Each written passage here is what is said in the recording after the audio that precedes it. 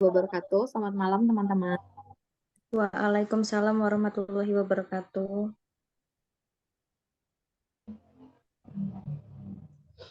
Selamat malam juga.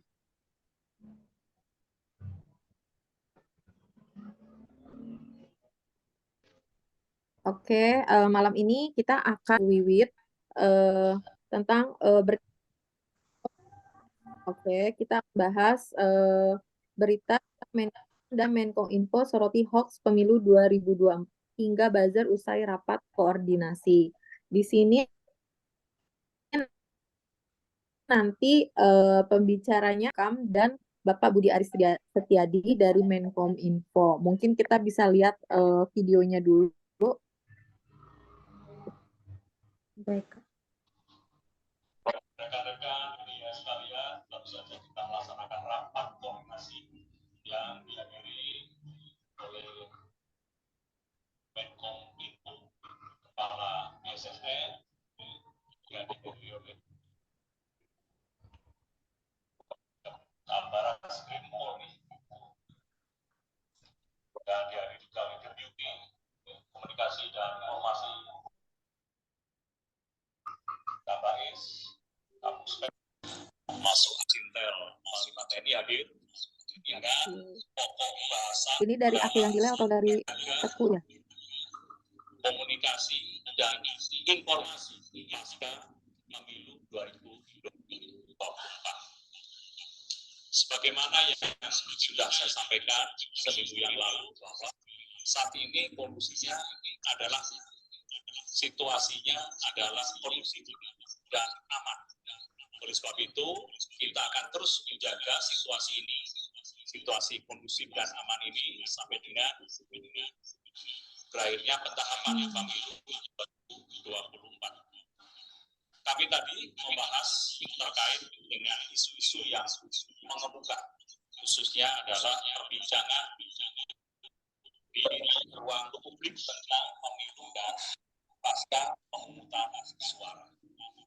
Saya menerima laporan dari berbagai pihak dalam rapat koordinasi ini adalah langkah-langkah antisipasi dan langkah-langkah yang telah diambil. Dan langkah-langkah itu sudah dilakukan untuk apa?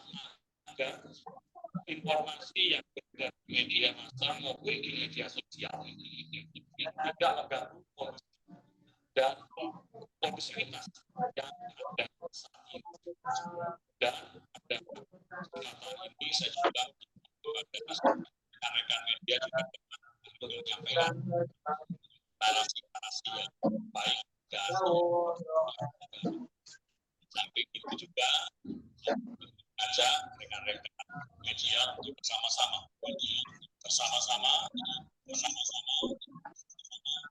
menangkal informasi palsu demi menjaga kondusivitas yang saat ini terus kita jaga. Rekan-rekan media sekalian, selanjutnya saya akan memberikan kesempatan kepada Bapak Menkominfo untuk menyampaikan terkait dengan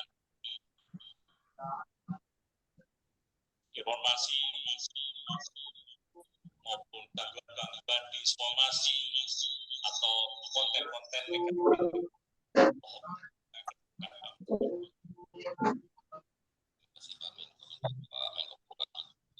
Rekan media sekalian, bahwa rapat ini membahas antisipasi dan langkah-langkah arah komunikasi khususnya di ruang digital kita, dan memang menurut data-data suasana lebih baik dari pemilu 2019 sangat baik.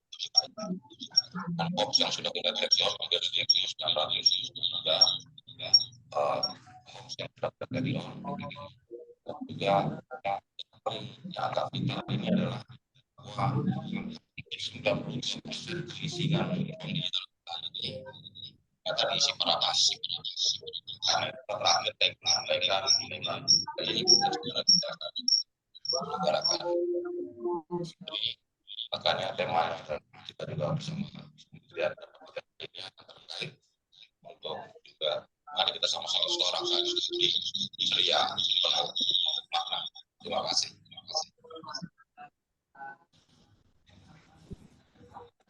Ya, stop di sini dulu aja kali ya. Gimana, Mbak? Uh, 1920 ini di stop, itu mungkin boleh dijelaskan di stop share. prioritas dari platform apa, media sosial apa, seperti apa. Mau bilang 90% kemiskinan dari bahasa bahasanya seperti apa yang dinilai kooperatif dan bisa terima kasih Mas ya, belum selesai Pak. Iya, buat Pak Menko kemarin kan hasil KPU kan menentukan tanggal 14 rekapitulasi, namun mundur sampai sekarang proses rekapitulasi belum selesai. Nah mungkin kendala dengan ini sudah berkomunikasi dengan pihak KPU, kira-kira siapa yang akhirnya mundur dari KPU, dan mungkin Menko ada target tersendiri Pak kalau memang di luar dari tanggal 20.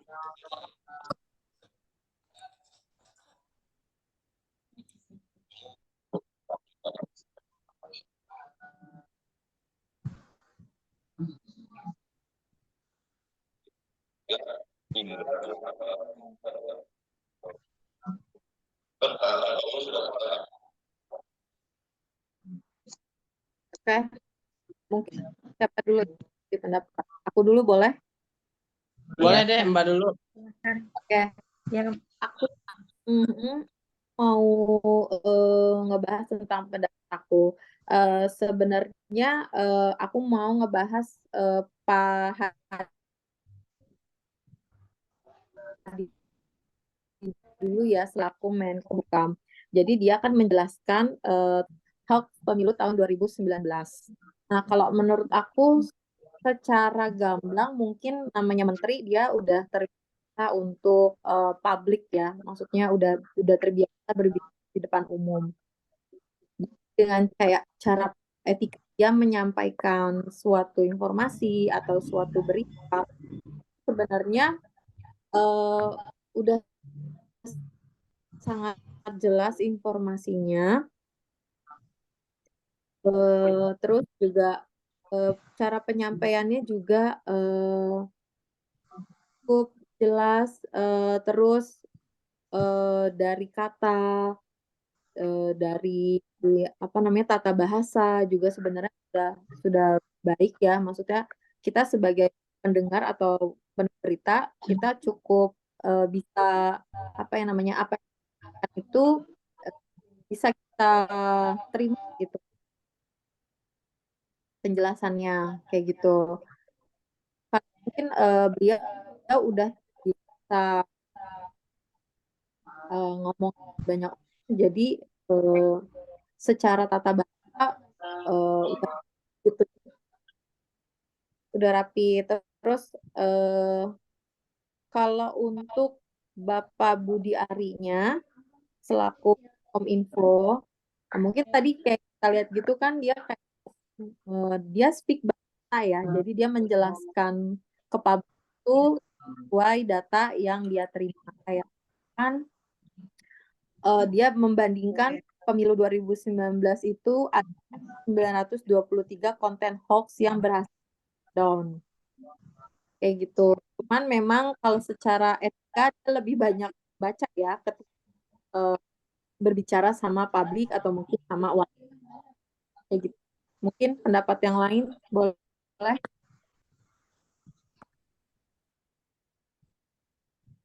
saya juga mau berpendapat tentang apa yang disampaikan dengan Bapak Menkom. Bapak itu bilang bahwa kita stop untuk percaya dengan berita hoax tersebut. Itu sangat benar sekali.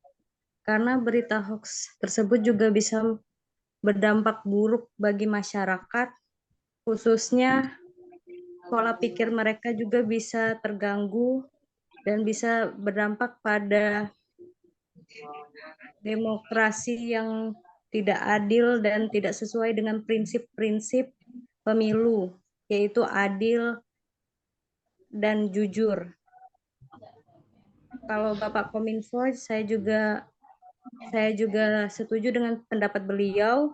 Saya juga setuju dengan apa yang disampaikan beliau dan sependapat juga dengan Kak Pipit bahwasannya beliau itu cukup baik dalam menyampaikan informasi dan tata bahasanya juga cukup dapat dipahami oleh masyarakat seperti kita.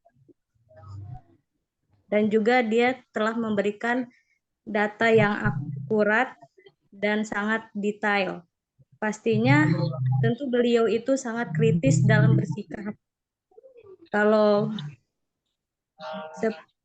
sama halnya dengan Pak Menkom Minfo juga seperti itu. Baik, itu saja. Coba ada yang ingin berpendapat lagi? Mungkin Boleh saya menambahkan pendapat? Menurut saya, sebagai audiens yang mendengarkan pidato dari beliau, beliau juga menyampaikan beberapa poin penting yang memang harusnya dibahas, seperti pembahasan tentang isu hoax yang terjadi di pemilu sebelum-sebelumnya, yang memang dibahas juga kali ini, yang menurut beliau wacananya untuk pemilu 2024 ini tergolong aman, atau bisa dibilang sudah ada pengurangan dari isu hoax yang tersebar di masyarakat gitu. Terus yang kedua, tentang pembahasan proses rekapitulasi hasil pemilu yang belum selesai. Dan seperti yang kita tahu, menurut beliau masih membutuhkan langkah-langkah yang diambil untuk menyelesaikannya gitu. Dan juga kerjasama antar KPU dan perusahaan swasta yang menyediakan data rekapitulasi quick count,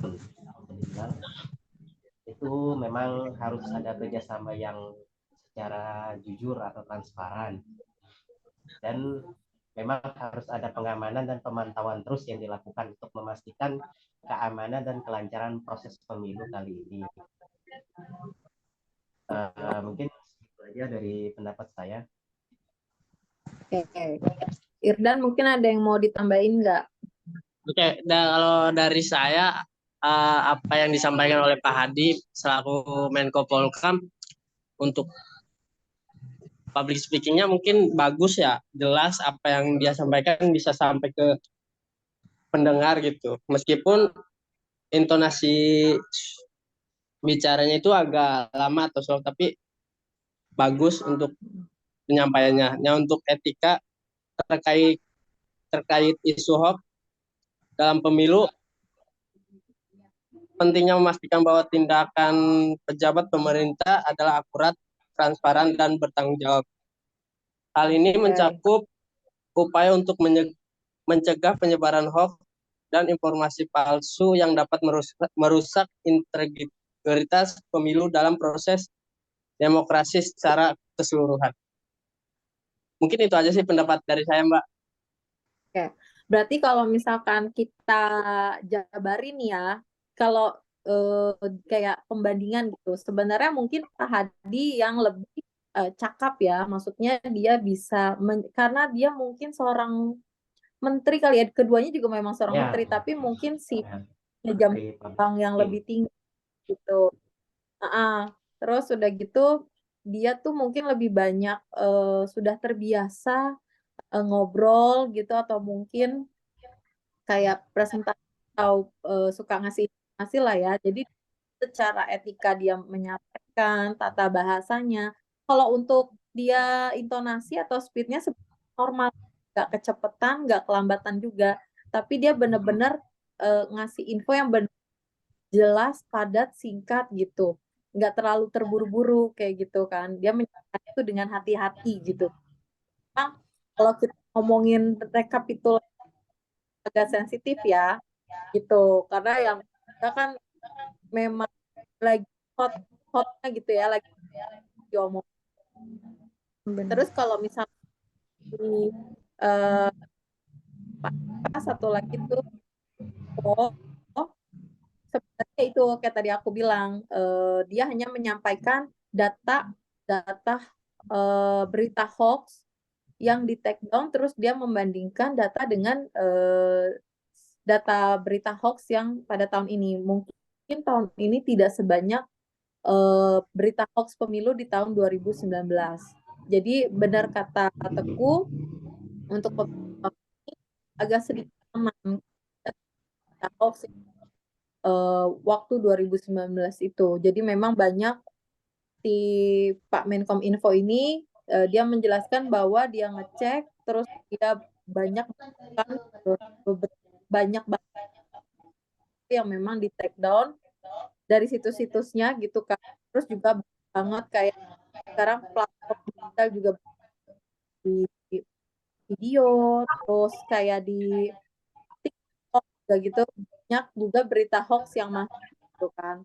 Mungkin itu eh, info tuh istilahnya harus dia sortir atau dia filter lagi tuh berita-berita mana yang benar, mana yang tidak, mana yang memang. Tapi balik lagi masyarakat semuanya udah pinter-pinter, dengan mudahnya akses digital itu udah gampang diakses lah ya, dan sekarang tuh udah bisa mencerna mana berita yang benar, mana berita yang hoax gitu, karena memang udah dengan mudah gitu kan bisa diklarifikasi, oh ini berita benar atau tidak, oh ini hoax, oh ini benar.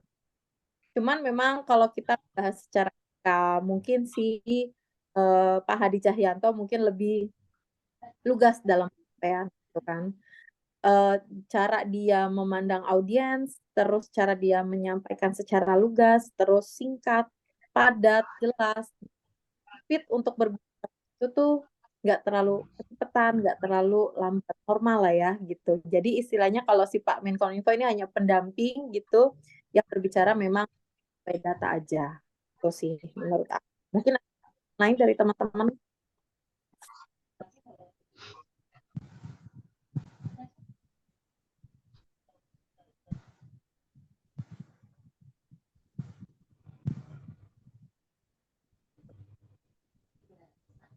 ada tanya lagi nggak dari mungkin tentang pembahasan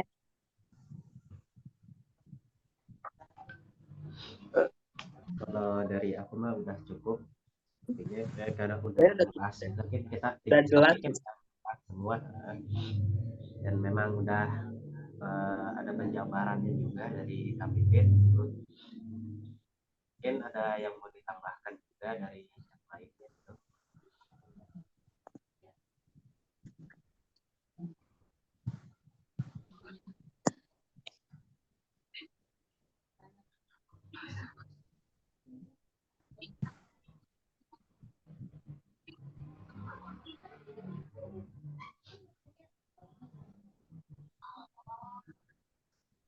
Apa boleh saya mungkin ada tambahan menambahkan?